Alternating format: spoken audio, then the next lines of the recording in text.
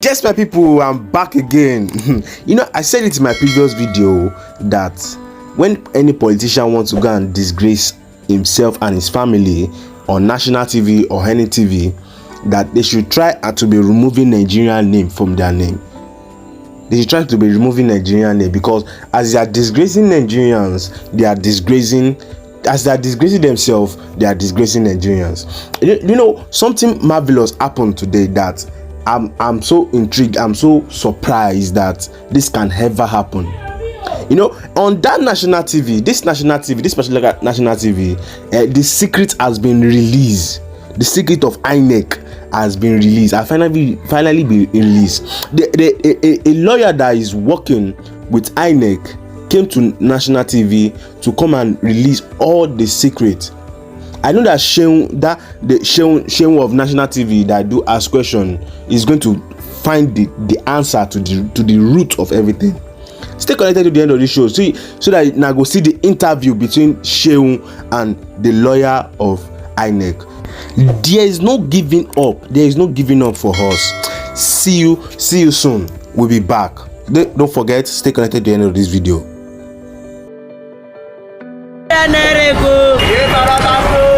Welcome to LAJUPOG TV show. The whole of crime scene is happening in the street again. The center of political news, celebrity gossip, religious gossip, and happiness in the society. Join us, the voice of Africa.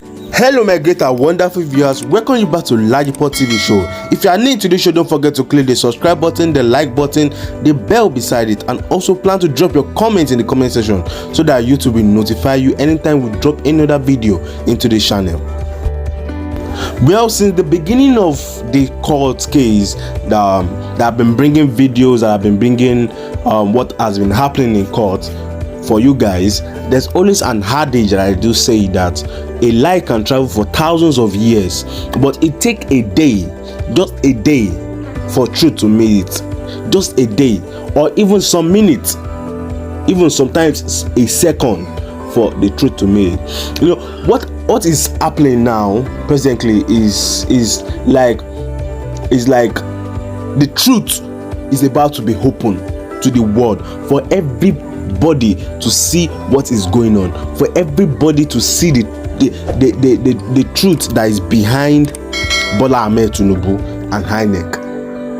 This professor, this lawyer came out now and he was sharing the whole truth at national TV. He was sharing the whole truth. Everybody was so intrigued. Everybody was so surprised. Even Seun that was asking the question was surprised that this can be happening in the country that we all believe together that we are running democracy. People stay connected to the end of the show and see that go use in a year waiting happen on national TV today. See you soon. Very much for having me. Thank you so much indeed. Except to say I'm not a lawyer again. Because it's important that distinction be made clear. You are not a lawyer again? I'm retired. Can you retire? If you've been called to the bar, you've been called to the bar. Yeah, but I can choose to decide that I've called a day on the profession, the practice of the law itself. I've called it a day. Did that 5 years ago, and I'm done. That's Why? Why so? Multiple reasons, but the key one being the fact that I'd always desired to leave the practice of law after a point, but the fact that it has become increasingly possible to practice law in a lawless environment, it was very easy to say bye-bye. But that predated, let me be clear, it wasn't like Nigeria became like this overnight. It was like this since I was born.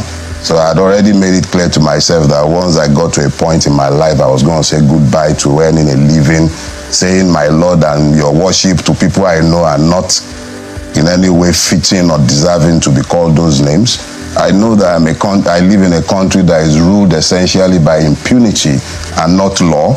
So whilst I could play that game of practicing law until a point in my life, I understood clearly that after 50, the life is essentially over, really. You can't keep living to earn a living after 50. So I told myself since I was in the university, and all my friends who are in university with me will tell you, I told them back then, once I turned 50, I was leaving. So it's not just the fact that the judiciary or the legal system is at best, a sham. That's not just the reason. I had a personal desire to leave by the time I turned 50, and it helped to say bye-bye. So in some way, you lost hope in the judicial process. I never had any hope in the judiciary at any point. Why? So why do you bow then before the temple of justice? Hold on. It is one thing to read law to earn a living, to read law so that you also know what the law says, or to read law in the delusion that you might get justice out of a judicial system that is not designed to deliver justice. So I'm not suggesting that there aren't instances where you can extract justice out of the system. You would have episodic periods when justice will be delivered, either because the judex himself has a conscience, or because you were fortunate to have all the evidence tagged in your favor and impossible for anyone to twist the outcome. But the reality is that the judiciary is hardly the last hope of the common man in our country. We must be bold enough to tell ourselves this truth. How bad are things? Horrible. Our judiciary is no different from our custom or our police or any other part of the Nigerian state. Why should we be surprised that the judiciary reflects us? It is us. We are the ones who are there. So it is either we are good enough as a people to do justice to ourselves, or we are not. So we should at least tell ourselves these home truths. The judiciary is not staffed by people from Ghana, Togo, Lome, or anywhere else. They are Nigerians like me and you, bowing to the same pressure, knowing the truths that me and you know, that we sometimes find difficult to express for several reasons. Not only fear. How so? Why do you think things get so bad? I mean, there are other crimes where even in the UK, in the US, you make there are extrapolation about how bad things are within their judiciary also. But I mean, why do you think things in Nigeria, especially in the judiciary, are differently horrible like you've described? No. I didn't say especially. See, our situation is this. Negotiating rates can be stressful and time-consuming, especially with rising fuel prices, inflation, a volatile market, and other frustrating factors at play. But DAT has the resources to get the loads you want at the prices you need.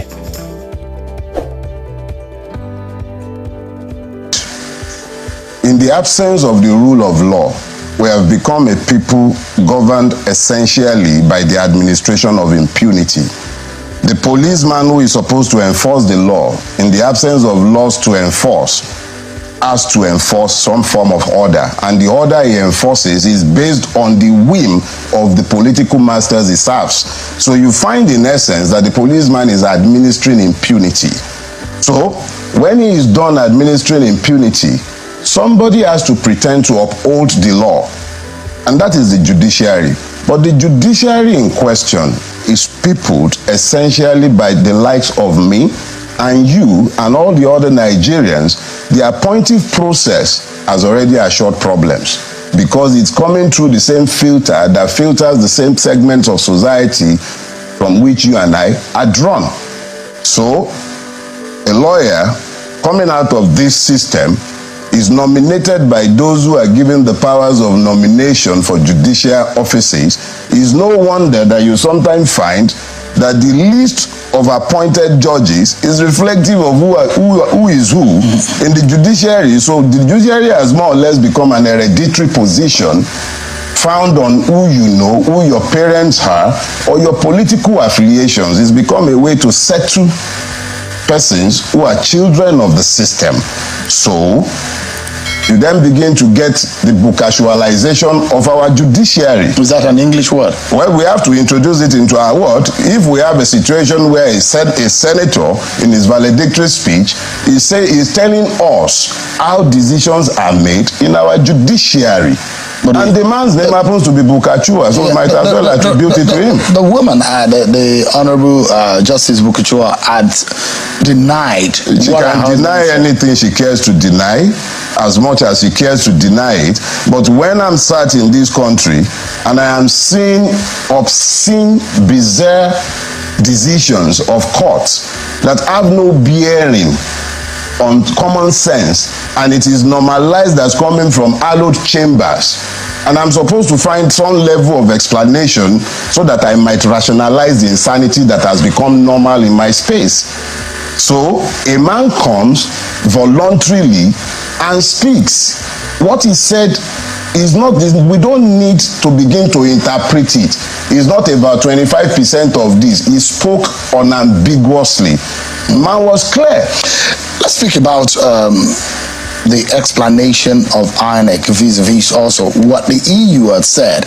And I mean, you watched the edition of the program. And the Labour Party has been itching to react to that conversation about what Mr. Festus Okoye said. What are the reactions within the Labour Party about this? I'll say this. Since Mr. Okoye's vituperations on your show, I have not sat in any collective of the Labour Party, but I will speak as a Nigerian, of course, one who worked within the Labour Party conclave and who has had occasion, of course, to speak with one or two persons. I wasn't in any way, shape or form surprised by Mr. Festus Okoye's vituperations in your chambers. Would you call it vituperations? They are vituperations because they have his own explanation. No, they are vituperations. Vituperations are essentially outflows that do not flow from common sense. And that is what the gentleman did in your chambers here. Let me be very clear. Inec is a public body established by law, bound to work according to the law. It advertised its guidelines. It told the world what the guidelines were going to be. The taste of the pudding is in the eating. The reality is that for a long time, the electoral processes had been abandoned by Nigerians because they lack trust and confidence in the process. So the advertisement of beavers, the IREF and everything, they were quite vociferous in explaining to Nigerians and reassuring us of what would happen with the system.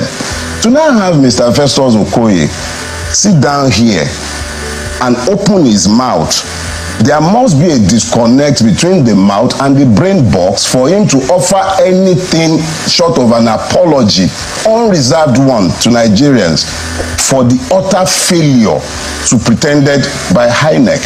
Let me say this, in a sane environment where people are still governed by reason, the likes of Mr. Festus Okoye should either have resigned or be somewhere writing his statements, explaining to Nigerians what happened. Glitch.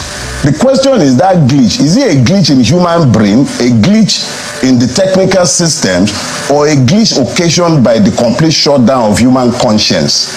So when the person now comes here and he sits down and he begins to offer explanations at variance with common sense, as has been attested to by anybody who observed this election or was here in this country, all the evidences are very clear, and it shows very clearly that everything that should work on that day worked except Inec. The integrity of Inec as an institution went on exile. So if a person who is now purporting to speak on behalf of such an organization is so lacking in shame that he will sit down here and even things that shouldn't issue forth for, I'm no longer practicing, and I'm restrained in speaking to the case that is before the court. So I like us to stay away from the personality of it's not about so that we can just say about let's say on the issue. And I'd like to take you on some of the things he said to us, that is the explanation of the commission, that the commission within its capacity did its best. And let's look at it first and foremost. One of the things INEC promised was the beavers. So the question is, do you think that the beavers worked? Everything worked except INEC. Okay, so when you say everything worked except INEC, yes, what exactly do you mean by that? Okay, I wasn't just speaking to the election, I participated. I was at the polling unit as designated. The beavers machine worked as much as it was allowed to work by human machinations. Because at my own polling booth, they first said, oh, some alphabets were not working, so they couldn't accredit those on time. We later realized that it was designed to frustrate some people into leaving. But people were determined to vote, so they waited. Eventually, in my place, they allowed the beavers machine to accredit those they had earlier left out. voting did not end in my polling unit until about 8:40 something in the evening, and they did not finish counting until about 1:42 or 1:43 a.m. That's the following day. Yes. Is this isolated in your area, or was this what it was common around where you had friends, or what your party, for example? It would be unfair to everybody concerned, including myself, for me to speak to what is outside my direct knowledge and participation. I am speaking to what I saw. How many of those incidents you might find all over the country will be left to observers to say or speak to? But on the day in question, everything worked in my own space until it came to upload. And then they could upload House of Reps, they could upload Senate, but the presidential election result was not amenable to upload. To your mind, what do you think went wrong? It is very clear what went wrong. INEC deliberately, and I said this without any equivocation and with all sense of responsibility, INEC deliberately sabotaged the electoral process because it was working to a predetermined, obnoxious and nauseous conclusion. It's not about the system failing, it's about human beings electing on their own to sabotage a system. This is, if I switch off the TV screen behind you, it goes off. But it requires my intervention to go off. If you look at the 2015 election, I don't know if you participated, and you jump into 2019 and then 2023. If you look at those three last elections, how would you describe the development and the progress of our electoral process? Let me put it this way.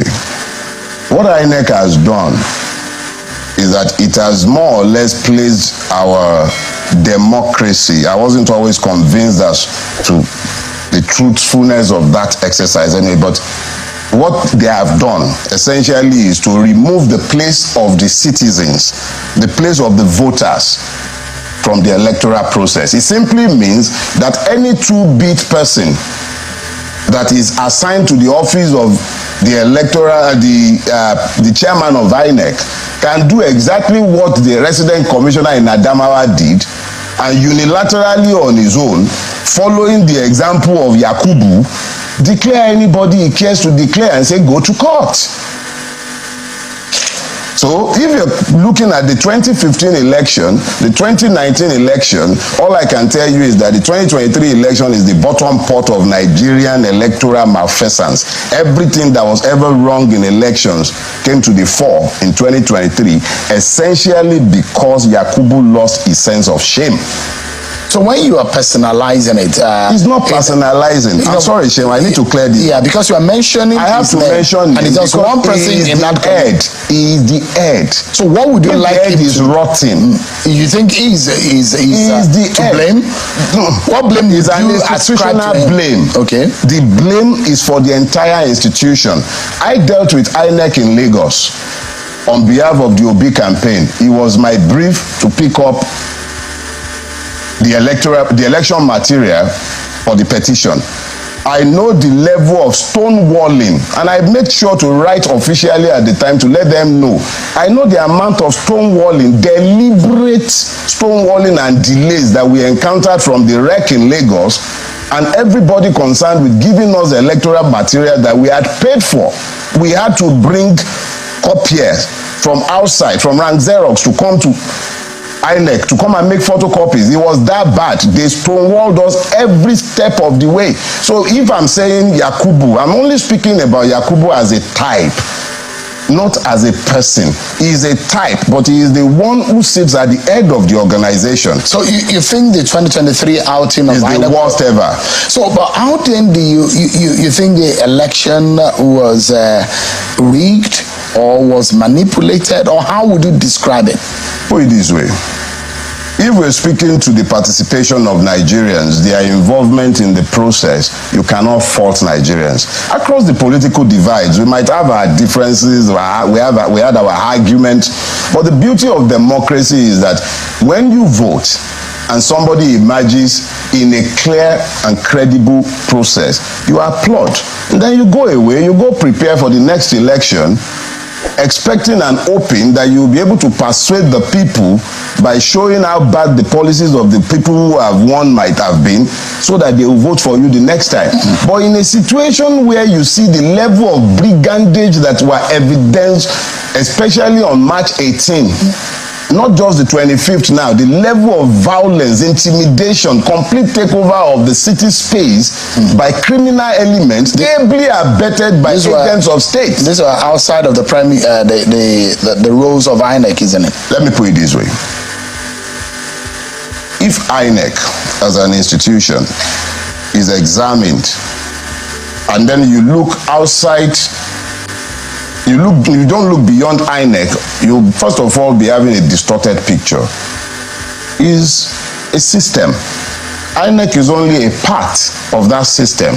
The judiciary is a part of that system. The police is a part of that system. It's a systemic failure. But we are dealing specifically with INEC. And that's why you may, and as you have pointed out, say, okay, what about INEC? Point is, INEC was the principal failure on the day. Every other one was tangential. Mr. Farotimi, you Yes, look sir. at it, your party, the Labour Party, has presently about 34 seats in the House of Reps. If you say the process is flawed, how did you achieve that? I'll tell you. If you recall, when I was explaining what happened on the day, I said when it came to uploading the House of Reps, it worked okay, right? When it came to uploading the House of to the Senate, it worked all right. But the presidential election upload was deliberately sabotaged. Those were my words. So that does not in any way, shape or form contradict the position. So you look at it again and say, IREF is what you see as a major problem. Promise made by INEC? No. See, what in what sense? Because the upload of result is about the IREF, which INEC itself, they said they had a glitch. The glitch is what was difficult to explain right here. Look, whether it was human glitch or a mechanical glitch was a difficult one to explain. So, the Americans have this funny thing they say if it waddles like a duck, if it quacks like a duck, it's most likely a duck. You tell me you have a technical glitch. I'm something of a Luddite. I can hardly find my way around my phone. But I do know that if I have a glitch of any sort, there are digital footprints that any techie person would be able to analyze and tell to the world exactly what the case might have been. So the question I'd like to ask you is that if uploading is what really worried, it's not process, uploading that worries me. So I'm asking, from the evidence that you have, because there are copies of the result at every polling unit. Yeah. What are you learning about what you have on your hands manually, aside what is supposed to be technically uploaded or transmitted? What we know as a fact is that Yakubu cannot rationally explain to anybody in the world how he arrived at the result that he announced, because what we have is at variance with what they are even busy uploading in most cases, even though they have not even finished uploading up until today. And yet, a winner was declared by INEC. So you think the original result and what we have is far apart? No. The integrity of that election has been undermined and compromised almost beyond repair by INEC, because what it is uploading on its portal, what individuals took away as from EC8A, the agents, they are not consistent. All right. So I'd like us to anchor on this point. When you hear Mr. Peter Obi say, I'm not asking that he's more bothered about the process. Yeah. Is it that he's lost hope in winning at the tribunal, or what exactly does this mean? I think there is what is the way forward from this point? Thank you. There is a misunderstanding when Mr. Obi says that, and I would explain. When he says that he's focused on the process, what he's explaining is that the process itself, if it is flawed, fundamentally flawed, open to manipulation, not transparent, what it has produced cannot be said to be good. So let's deal with that process, look at how it has affected the outcome. If the process is deemed to be bad, the product is obviously not going to be acceptable. It is our belief that if the judiciary is indeed the last hope of the common man, if it is not to capitulate and ensure the death of this democracy, then it must look at the process that has produced the incongruent situation that we have found ourselves in today, and then tell us, is this normal? Is this as it should be? Is this the precedent we want to set for elections in our country? That is up to the judiciary. We're hoping and believing that we have a better country. And I know that you believe in this country. Albeit you may be an angry Nigerian. But we do hope for a better Nigeria. I believe in Nigeria, and that is why I can't leave this country. But I believe in something that does not exist and has to be battered. It is up to the judiciary to help us midwife a Nigeria that we can all be proud of. So I believe in Nigeria, but not in this one that is killing all of us and strangulating us. Nile Farutimi, a retired lawyer. Thank you. Thanks for staying connected to LAJUPOG TV show. We are very, very sorry that the video is very, very long. It's just for us to, show assurance and show what is happening to us and make sure that we have this conviction that everything is coming in place. Our goal, our mandate is going to come back to us, because what is really happening? Inec has been running this corruption for a long time. They have been running this corruption for a long time. But this is a time. This particular time is for them to drop it. It's for them to drop it, and we are going to make sure that we prove them wrong. We prove them wrong. Since the beginning of all this court, what INEC has been doing is trying to confuse the nation, confuse the people, confuse everybody. But we are still standing on our feet.